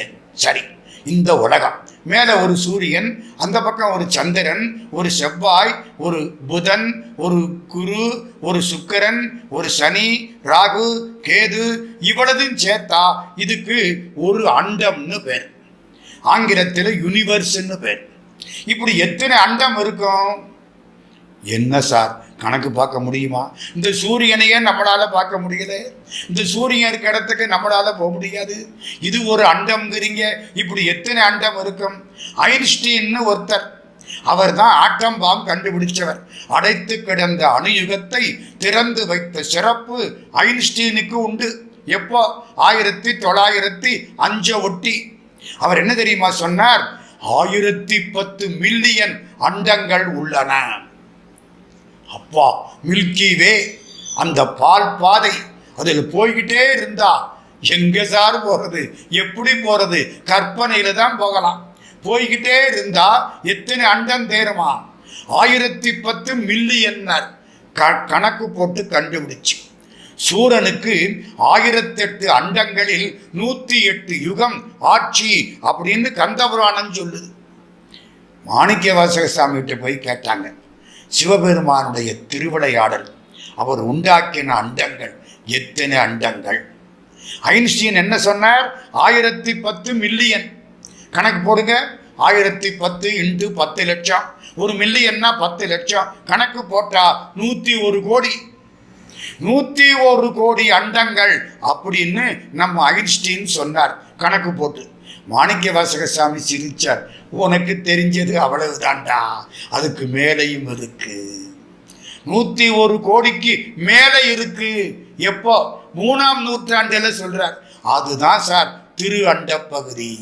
திரு அண்ட பகுதினா என்ன? சிவபெருமானுடைய புகழை பேசுவது சிவபுராணமும் கீர்த்தி திரு அகவலும். இந்த உலகத்தை பற்றி பேசுவது, அண்டங்களை பற்றி பேசுவது, பாசத்தை பேசுவது திரு அண்ட பகுதி. அண்ட பகுதியின் உண்டை பிறக்கம். அண்டங்கள் இன்னும் வளர்ந்துகிட்டே இருக்கு. ஆமா, உலகம் உருண்டையா இருக்கா? அண்டங்கள் உருண்டையா இருக்கா இல்லையா? உருண்டையாத்தான் இருக்கு. உண்டை பிறக்கம். உருண்டைதான் உண்டை. கலிலியோ உலகம் உருண்டைன்னு சொன்னதுக்கு அந்த ஆளை தெருவில் விட்டு அடிச்சிருக்காங்க அந்த காலத்துல. நம்ம மாணிக்கவாசக சாமி அதுக்கெல்லாம் முன்னால சொல்றார் உண்டை பிறக்கம். அது என்ன பிறக்கம்? இன்னும் வளர்ந்துகிட்டே இருக்கு. யாருக்கு தெரியும் எத்தனை அண்டங்கள்? கணக்கு பார்க்க முடியுமா? அற்புதமான ஒரு பாட்டு பாருங்க இது. அண்ட பகுதியின் உண்டை பிறக்கம் அளப்பெருந்தன்மை வளப்பெருங்காட்சி. அளக்க முடியாது. ஒன்றனுக்கொன்று நின்றலில் பகரின். ஒவ்வொரு அண்டம் அங்கங்கே நிக்குது, அதது சுத்திக்கிட்டு இருக்கு. அதையெல்லாம் பார்த்தால் எத்தனை அண்டம்? 101 கோடியின் மேற்பட விரிந்தன. 101 கோடிக்கு மேல. உனக்கு எனக்கு கணக்கில் வர்றது 101 தான்யா. 101 கோடிக்கு மேலே. அண்ட பகுதியின் உண்டை பிறக்கம் அளப்பெருந்தன்மை வளப்பெருங்காட்சி. ஒன்றனுக்கொன்று நின்றலில் பகரின் 101 கோடியின் மேற்பட விரிந்தன. சொன்னாரா? முக்கியமான செய்தி இப்ப சொல்ல போறார். இப்ப கொஞ்சம் கற்பனை பண்ணுங்க. 101 கோடி அண்டங்கள். அப்பா, ஒரு அண்டமே நமக்கு ஒழுங்கா தெரியலையே. 1 கோடி 101 கோடி அண்டம். அதையெல்லாம் ஒரு தராசு தட்டுல வச்சு, இந்த தராசுக்கு எங்க போறது? ஒரு தராசு தட்டுல வச்சு கற்பனை பண்ணு. இன்னொரு பக்கம் சிவபெருமானை நிக்க விட்டு அப்படி பார்த்தால், இந்த பக்கம் சிவபெருமான், அந்த பக்கம் 101 கோடிக்கு மேற்பட்ட அண்டங்கள். இந்த அண்டங்களை எல்லாம் பார்க்கிறோம். சிவபெருமானை ஒரு பார்வை பார்க்கிறோம். எப்படி இருக்குன்னு தெரியுமா? நீ கண்டுபிடிச்ச இந்த 101 கோடி அண்டங்களும் சிவபெருமானுக்கு முன்னால தூசா தாண்டா இருக்கும். தூசின்னா எப்படி? காலையில உங்க வீட்டுல ஜன்னலை திறக்கிறீல்ல, ஆமா, அங்க தூசி வருது இல்ல, ஆமா. இத்தனை கோடி அண்டங்களும் சிவபெருமானை பார்த்த பார்வைக்கு தூசியா தெரியும். அப்படின்னா சிவபெருமான் அப்பா யாரு சார் கற்பனை பண்றது? அண்ட பகுதியின் உண்டை பிறக்கம் அளப்பெருந்தன்மை வளப்பெருங்காட்சி. ஒன்றனுக்கொன்று நின்றலில் பகரின் 101 கோடியின் மேற்பட விரிந்தன. இல் நுழை கதிரின் துன் அணுப்புறைய. அதென்ன இல் நுழை கதிரின் துன் அணு? வீட்டுக்குள்ளே வரக்கூடிய சூரிய வெளிச்சத்தில் தூசி பறக்குமே. இத்தனை கோடி அண்டமும் தூசியா தெரியும். எம்பெருமான் இதையெல்லாம் சிறியதாக்கி தான் பெரியவனாயிருக்கிறான். இதுக்கு மேல யாராவது சொல்ல முடியுமா? இல் நுழை கதிரின் துண்ணணு புறைய சிறிய ஆக பெரியோன். சிவபெருமானுடைய தோற்றத்தை இனிமே யாரும் இப்படி சொல்ல முடியாது. பாதம் 2 வினவில் பாதாளம் 7னுக்கு அப்பால். ஜோதி மணிமுடி சொல்லில் சொல்லிறந்து நின்ற தொன்மை. ஆதிகுணம் ஒன்றுமில்லான் அந்தமில்லான் வரக்கூவாய். இப்படி அளந்து பார்க்கிறார். ஆமா, இந்த சிவபெருமான இந்த மாணிக்க வாசகர் கண்ணால பார்த்தாரா பார்க்கலையா? சத்தியமா பார்த்திருக்கார். நீங்க திருவாசகத்தை படிங்க, உங்களுக்கு தெரியும். இதிலே வந்துடும் பின்னால. திருவண்ட பகுதினா என்ன? உலகத்தை பற்றிய ஒரு ஆட்சி, ஒரு ஆராய்ச்சி. எத்தனை கோடி அண்டங்கள்? 101 கோடிக்கு மேற்பட்ட அண்டங்கள். இப்படி சொல்லிக்கிட்டே போறாரா? அதுல முக்கியமானது 2 வரி. நான் அதை மட்டும் லேசா தொட்டு காட்டுறேன். அந்தமும் ஆதியும் அகன்றோன் காண்க. அவனுக்கு ஆதி அந்தம் கிடையாது. நமக்கு அப்பா அம்மா எல்லாம் உண்டு. எவனுக்கெல்லாம் பிறந்த தேதி உண்டோ அவனுக்கெல்லாம் இறந்த தேதி உண்டு. சிவபெருமானுக்கு பிறந்த தேதியும் கிடையாது, அதனாலே இறந்த தேதியும் கிடையாது. அதனால அவன் யாரு?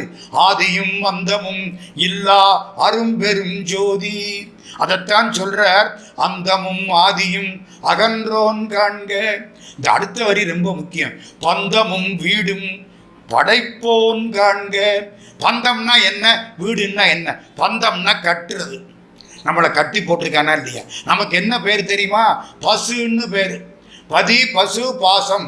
ஆண்டவனுக்கு பதின்னு பேரு. நம்மிடத்திலே உள்ள ஆசை, காமம், கோபம், ஆணவம், கன்மம், மாயை, இதுக்கெல்லாம் பாசம்னு பேரு. நம்மளுக்கு பசுன்னு பேரு. ஏன் பசுன்னு பேரு? பசுன்னா கட்டப்படுவது. பசுமாட்டை ஒரு கைத்தை போட்டு கட்டுவான், குதிரைய 2 கைத்தை போட்டு இழுத்து பிடிச்சிக்குவான், யானைய 3 காலில் சங்கிலி போட்டு கட்டுவான், அது ஒத்த கால ஆட்டிக்கிட்டே நிற்கும். ஊஞ்சல 4 சங்கிலி போட்டு கட்டுவான். உங்களையும் என்னையும் சிவபெருமான் 5 சங்கிலியை போட்டு கட்டிவிட்டான். மெய், வாய், கண், மூக்கு, செவி கட்டிவிட்டானா நம்ம அதில் கட்டுப்பட்டு கிடக்கிறோம். அதனால நமக்கு என்ன பேரு? பந்தமுள்ள பசு. வீடும் கொடுப்பவன் கட்டுனவனும் அவன்தான், கட்டை அவுத்து விட்டு வீடு கொடுக்கிறவனும் அவன்தான். என்ன சார் இப்படி சொல்றீங்க? பட்டினத்தார் வாழ்க்கைக்கு வாங்க. எத்தனை நவகோடி நாயகன், 9 கோடி பொண்ணுக்கு சொந்தக்காரர். கொடுத்தது யாரு? சிவபெருமான். குழந்தை இல்லை, குழந்தையா வந்தது யாரு? சிவபெருமான். நீ திருடமருதூருக்கு போ, அங்கே ஒரு அந்தணர் இருப்பார், அவர்கிட்ட ஒரு குழந்தை இருக்கும், எடைக்கு எடை தங்கத்தை கொடுத்து குழந்தைய வாங்கிக்கிட்டு வா. கனவுலே சிவபெருமான் சொல்றார். பட்டணத்து செட்டியார் ஓடுறார் திருடமருதூருக்கு, திருவன்காட்டில் இருந்து. அங்கே அந்தணர் சிவசர்மா, சுசீலை, அவருக்கு கனவு, நாளைக்கு காலையிலே மருத மரத்தின் கீழே ஒரு குழந்தையாக யாம் கிடப்போம், எடுத்து சென்று பட்டினத்தாரிடத்திலே எடைக்கு எடை தங்கத்தை வாங்கி கொண்டு விற்றுவிடு. அவர் வந்து பார்க்கிறார், மருத மரத்தின் கீழே கோடி சூரிய பிரகாசம், அழகா ஒரு குழந்தை. வீட்டு அம்மா சொன்னா நம்மளே வளர்ப்போம்.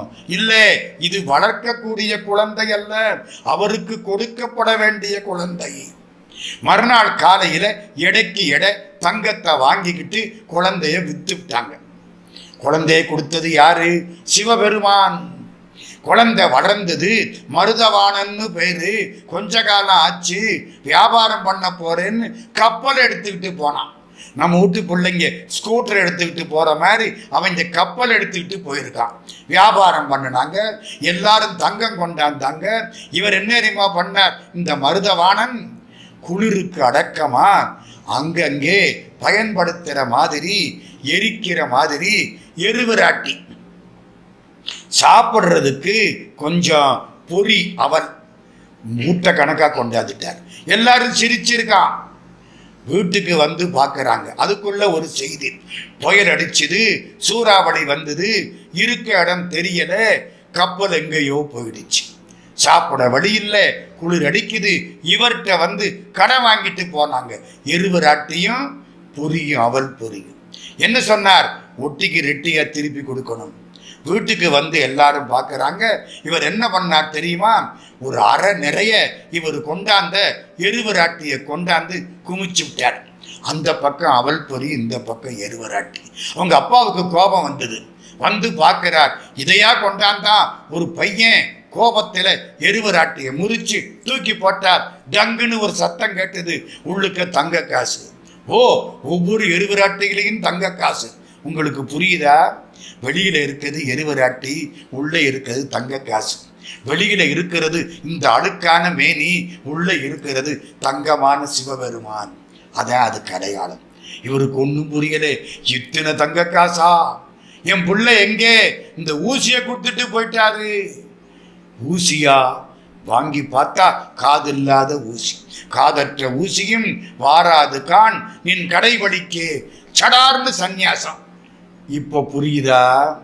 குழந்தைங்கிற பந்தத்தை கொடுத்து, பெண்டாட்டிங்கிற பந்தத்தை கொடுத்து, 9 கோடி பொண்ணுங்கிற பந்தத்தை கொடுத்து இவரை திருவிளையாடல் செய்தவர் சிவபெருமான். பிள்ளையா வந்து ஊசியை காமிச்சு சன்னியாசி ஆக்கினதுன்னு சிவபெருமான். பந்தமும் வீடும் படைப்போன் காண்க. நான் அப்பவே ஒன்று கேட்டேன், சிவபெருமானை மாணிக்க வாசகர் கண்ணால பார்த்தாரா? சொல்றார், புவனியில் சேவடி தீண்டினன் காண்க. சிவபெருமான் திருவடி பூமியில பட்டது. நான் புரிஞ்சுக்கிட்டேன், சிவபெருமான் தான் நம்மை ஆட்கொள்ள வந்தார் என்று. சிவன் என யானும் தேடினன் காண்க. தேர்ந்து கொண்டேன். வந்தது யாரு? சிவபெருமான். கண்ணால் யானும் கண்டேன் காண்க. பின்னால சொல்ல போறார், புவனியில் சேவடி தீண்டினன் காண்க. எனக்காக இறைவன் மனித வடிவம் எடுத்து வந்தார் என்பதை நான் அறிந்து கொண்டேன். திருவண்ட பகுதியிலே பெரும்பகுதி பாடல்கள் உலகத்தை பற்றி சொல்லுவார். ஒரு பெரிய உருவகத்தை அதுக்கப்புறம் சொல்லுவார். அருமையான பதிப்பு அண்ட பகுதியை பற்றியது. நம்முடைய உலகங்கள், நம்முடைய உலகத்தை ஒட்டி உள்ள மற்ற உலகங்கள் அனைத்தையும் மெஞ்ஞானியாக இருந்து கண்டவர் மாணிக்க வாசக பெருமான். விஞ்ஞானிகள் கண்டதை அதை விட அதிகமாக கண்டு நமக்கு சொன்ன மெஞ்ஞானி மாணிக்க வாசக பெருமான்.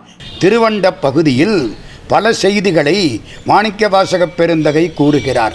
அண்டங்களெல்லாம் எவ்வளவு பெரியவை என்பதை சொல்லிவிட்டு அந்த அண்டங்கள் மாதிரி சிவபெருமான் எவ்வளவு பெரியவர் என்பதையும் சுட்டி காட்டுகிறார். 101 கோடிக்கு மேற்பட்ட அண்டங்கள், அதையெல்லாம் ஒரு பக்கம் வச்சு சிவபெருமானையும் அதையும் பார்த்தால் அண்டங்களை பார்த்த கண்ணு சிவபெருமானை பார்க்குது. சிவபெருமானை பார்த்த கண்ணுக்கு இந்த அண்டங்கள் பூரா காலையில் நம்ம வீட்டில் தெரியக்கூடிய தூசி மாதிரி இருக்கான். இதெல்லாம் சொல்கிறார். இப்போ இன்னும் ஒன்று முக்கியமாக சொல்கிறார். பெரிய உருவகமே பண்ணுகிறார். ஆண்டவன் அருள் மலை. அங்கே இருந்து மின்னல் வெட்டுது, சிவஞான மின்னல் அடிக்குது. அங்கே இருந்து இடி இடிக்கிறது. அந்த இடியை பார்த்து 5 தலை பாம்பு ஓடுகிறது. அது என்ன 5 தலை பாம்பு? நம்ம 5 புலன், மெய், வாய், கண், மூக்கு, செவி இதெல்லாம் ஓடுது. எதை பார்த்து? சிவனுடைய திருவருளை பார்த்து. பாசமுங்கிற கரையில் மழை பெஞ்சு பாசக்கரை, இருவினை மாமரம் எல்லாம் அடிச்சுக்கிட்டு போகுது. கடைசியிலே நாம் அந்த அருள் மலையில் திளைக்கிறோம். அர்ச்சனை வயலுள் அன்பு வித்திட்டு ஆண்டவனை பார்க்கிறோம். ஆண்டவனை அர்ச்சிக்க வேண்டும், அதுதான் வயல். அதிலே அன்பு என்கிற விதையை போட வேண்டும். தொண்ட உழவர் ஆறத் தந்த அண்டத்து அரும்பெறல் மேகன் வாழ்க என்று ஒரு பெரிய உருவகத்தை உண்டாக்கி காட்டுகிறார் மாணிக்க வாசக பெருந்தகை. உருவகத்திலே சிவபெருமானுடைய திருவருள் மழையாக பெய்கிறது. பின்னாலே திருவம்பாவையில் முன்னிக்கடலை சுருக்கி எழுந்துடையாள் என்ற பாடலில் என்ன பொழியாய் மலையேலோர் எம்பாவாய் என்று பாடுகிறாரே, அதற்கு இது ஒரு முன்னோட்டமாய் இருக்கிறது. இந்த உடம்ப 2 விதமாக சொல்கிறார். ஒன்று அழிதரும் ஆக்கை, இன்னும் ஒன்று அழிதரும் ஆக்கை. இந்த தமிழில் 3 லா உண்டு. இந்த முன்னால் தொட்டால் லா நாக்கு, கொஞ்சம் மடங்கினா லா, நல்லா மடங்கினா லா. 3 உண்டு. ஆங்கிலத்திலையெல்லாம் ஒரு எள்ளுத்தான் உண்டு. நம்ம காலை பொழுதில் மாலை வந்தது அப்படின்னு நம்ம சொல்கிறோம். அவங்கெல்லாம் அது மாதிரி சொல்ல முடியாது. எல்லாத்துக்கும் ஒரே ஒரு எல் தான் உண்டு. இங்கே 3 உண்டு. இப்போ என்ன சொல்கிறார்? அழிதரும் ஆக்கை. அழிதரும் ஆக்கைன்னா இந்த உடம்பு அழியக்கூடிய உடம்பு. ஒரு நாளைக்கு போகத்தானே போகுது. என்னங்க போகிறது நிச்சயம், நிகழ்ச்சி நிச்சயம், நேரம்தான் சந்தேகம். அழிதரும் ஆக்கை. சிவபெருமான் இந்த அழிதரும் ஆக்கையை அழிதரும் ஆக்கையாக்கினான். அழிதரும் ஆக்கையினா அன்புமயமான ஆக்கையாக்கினான். அழியக்கூடிய உடம்பை அன்புமயமான உடம்பாக எம்பெருமான் செய்தான். அழிதரும் ஆக்கை ஒளியச் செய்த ஒன்பொருள். பின்னாலே அழிதரும் ஆக்கை செய்தோன் போற்றி. சிவபெருமான் கண்ணுக்கு தெரியாமல் ஒளிந்து கொண்டான். ஒரு பெரிய கதையே இருக்குது. அந்த காலத்தில் ஆணை மட்டும் படைச்சாராம் கடவுள். ஆண்கள் நிம்மதியாக இருந்துட்டாங்க. கடவுள் பார்த்தார், நான் படைச்சவன் என்கிட்ட வரவே மாட்டேங்கிறானே. நாரதர்கிட்ட சொன்னாராம். நாரதர் சொன்னாராம், ஒன்றுமில்லை சாமி, அவன்கிட்டேருந்து ஒரு பொண்ணையும் படைச்சு அனுப்புங்க. ஒரு பொண்ணை படைச்சு அனுப்பிச்சாரா, இவன் கல்யாணம் பண்ணிக்கிட்டானா, குழந்தை குட்டி, அதுக்கு வகுப்பு, அதுக்கு ஏற்பாடுகள் வந்து கடவுளை ரொம்ப தொல்லைப்படுத்த ஆரம்பித்தான். அது வேணும் இது வேணும். கடவுள் சொன்னாராம், இப்போ எங்கடா போய் ஒளியிறது, இவங்கிட்டேருந்து தப்பிக்கணுமே, எங்கே ஒளியலாம். நாரதர் சொன்னாராம், சாமி எங்கே ஒளிஞ்சாலும் இவன் கண்டுபிடிச்சி விடுவேன், சந்திரமண்டலத்தில் ஒளிஞ்சாலும் கண்டுபிடிச்சிடுவேன், செவ்வாயில் ஒளிஞ்சாலும் கண்டுபிடிச்சிடுவேன். சாமி இவன் மனசுக்குள்ளே ஒளிங்கோ கண்டுபிடிக்க மாட்டேன். கடவுள் வந்து நம்ம மனசுக்குள்ளே ஒளிஞ்சாராம், நம்ம கண்டுபிடிக்க மாட்டாமல் தவிக்கிறோம். ஒளிஞ்சது எங்கேயெல்லாம் ஒளிஞ்சாரு அப்படிங்கிறத திருவண்ட பகுதியில் மாணிக்க வாசக பெருந்தகை அற்புதமாய் சொல்கிறார். எப்படி எங்கேயெல்லாம் ஒளிந்தார்? திசைமுகன் சென்று தேடினர் கொளித்தும். பிரம்மாவும் திருமாலும் திருவண்ணாமலையிலே அடியும் முடியும் தேடினார்களே, அப்பொழுது அவர்களுக்கு தெரியாமல் எம்பெருமான் ஒளித்தான். முறை ஒளி ஒற்றி முயன்றவர் கொளித்தும். யோக முறை 6 ஆதாரம், அந்த பாதை அதிலே சென்றார்கள், அவர்களுக்கும் தட்டுப்படவில்லை. ஒற்றுமை கொண்டு நோக்கும் உள்ளத்து உற்றவர் வருந்த உரைப்பவர் கொளித்தும். ஆண்டவனோடு இணைந்து சொந்தக்காரங்கள்லாம் என்னடா இவன் இப்படி யோகத்தில் இருக்கிறானே அப்படின்னு சொல்ல, யாரெல்லாம் மிகச் சிறப்பாக உணர்ச்சிகளை ஆண்டவனுக்கு ஆக்கினார்களோ அவர்களுக்கும் தட்டுப்படாமல் ஒளிந்தான். மறைத்திறம் நோக்கி வருந்தினர் கொளித்தும். வேதத்தில் கண்டுபிடிக்கிறேன் அப்படின்னு சொன்னாங்களே, அவர்களுக்கும் ஒளித்தான்.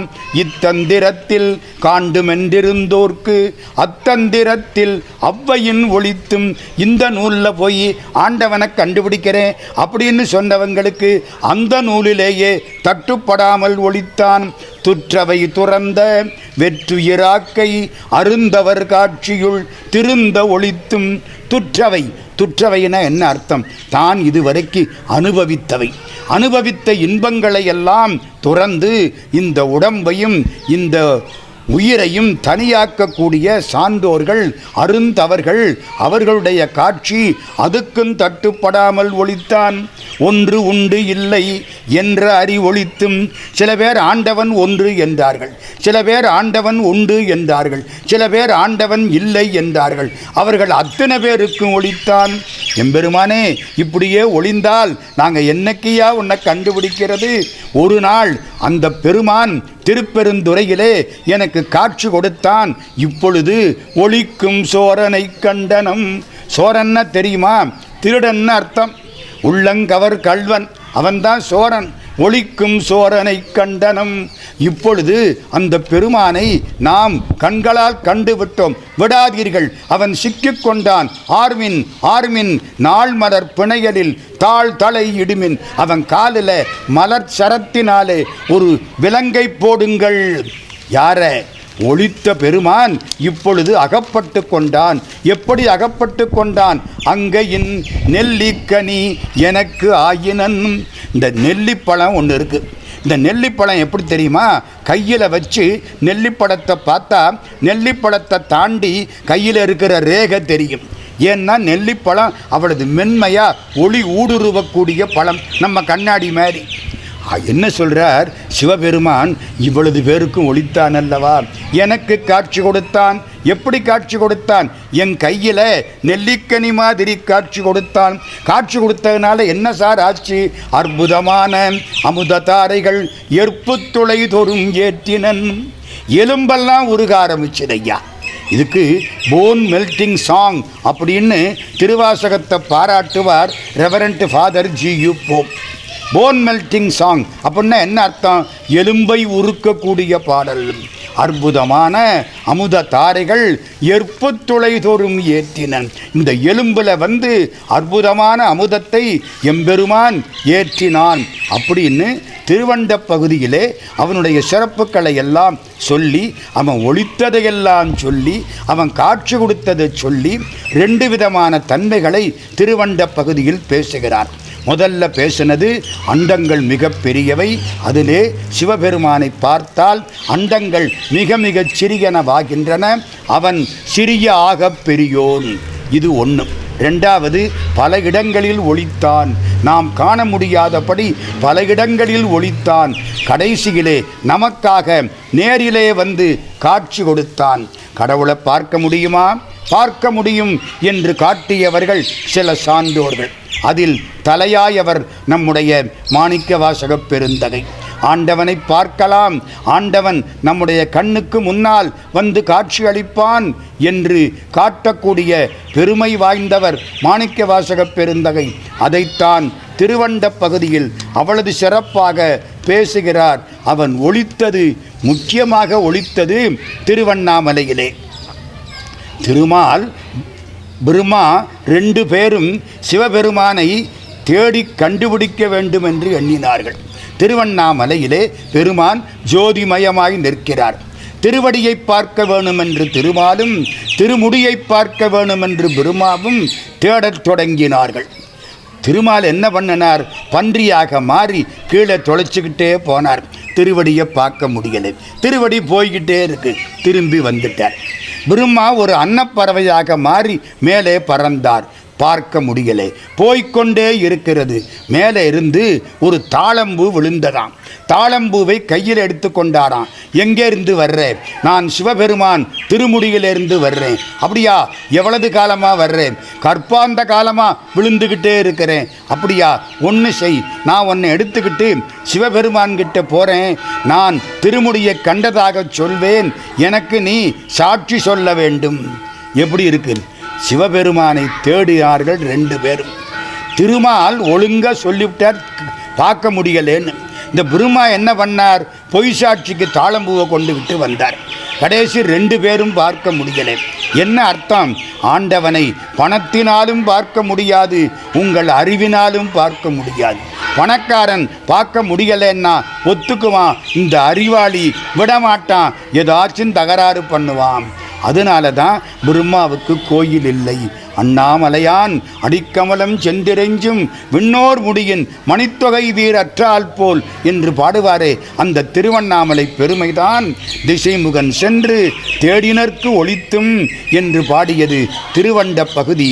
எம்பெருமானுடைய பெருமையை காட்டி, அவன் ஒளிந்திருப்பதை காட்டி, நீங்கள் அன்பு செலுத்தினால் அவன் உங்களுக்கு திருவடி தீண்டி காட்சி கொடுப்பான் என்பதையும் காட்டி நமக்கு இருட்டிலே நம்பிக்கை வெளிச்சத்தை கொடுக்கிறது.